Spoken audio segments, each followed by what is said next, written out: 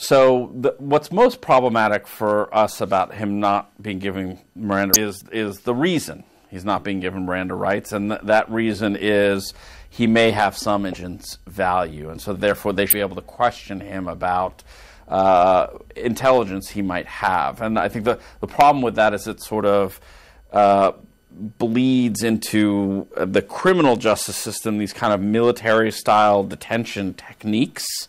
And that's a really very dangerous blurring. Under our constitutional system, you have to protect their right to remain silent, and you can't borrow from Guantanamo and put into the federal system these departures from criminal rules.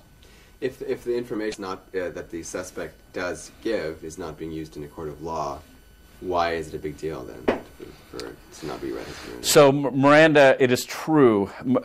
Miranda only... a violation of the Miranda Rule only means that evidence cannot be used in a court of law. And so that would really be the only practical implication for this individual. If he gave a statement before being read as Miranda Rights, that statement might not be able to be used in court, but maybe it would be able to be used for some other purpose. But more broadly, the idea that you can just sort of suspend some basic constitutional practices because of the kind of crime or because of the nature of the suspect is, I think, a dangerous precedent. Some organizations put a statement saying that the public safety exception does not apply to this case. Mm-hmm. Can you explain why it doesn't apply in this case, if that's your position? Yeah, so the public safety exception is a very narrow exception to the obligation to read people their rights when there's an exigent, immediate, instant threat. The case that with the Supreme Court recognizing section involved a man who had a holster without a gun. They simply asked him, "Where's your gun?" And it lasted a number of seconds or minutes. And that's how it has been read. The Obama administration has read it to apply over a period of days, and not in order to identify any imminent threat, but simply to ask about intelligence information.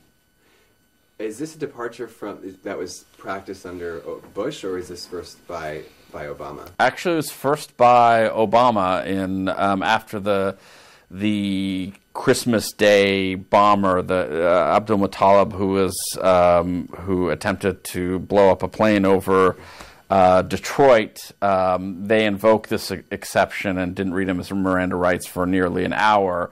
Thereafter wrote a memo to all FBI officials that they can use this exception for long-term questioning of only terrorist suspects. So it's a practice of the Obama administration, actually. So the law is they have to be read, obviously upon arrest.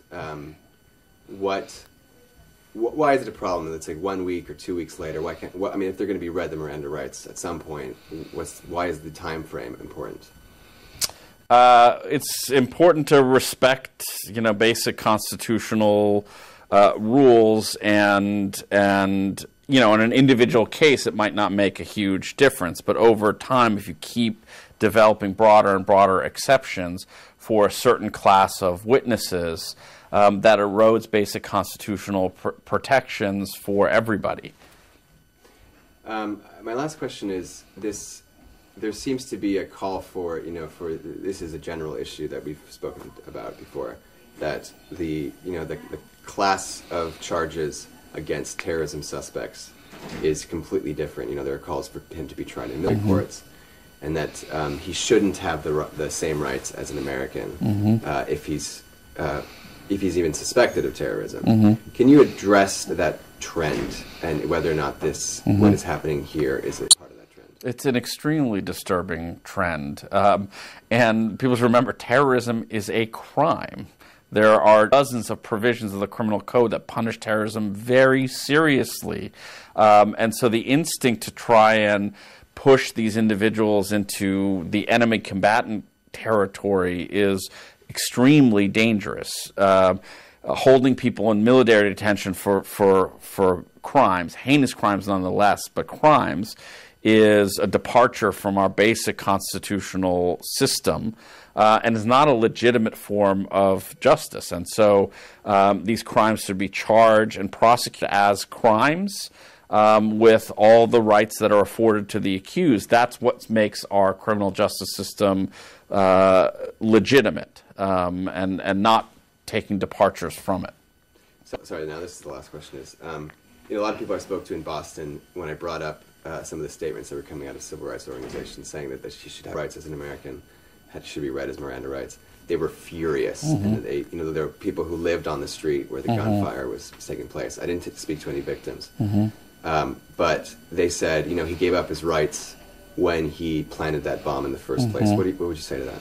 To the I think that's an entirely understandable reaction, and that's why we have these rules in place beforehand to make sure we don't always act out of very understandable feelings of vengeance and fear and anger. It's not to say those feelings aren't legitimate, but if we're going to have a system that endures for the long term, we can't, at least in our criminal justice system, discard basic protections of the Constitution. Otherwise, they'll never apply. Thank you. Okay, That's thank great. you.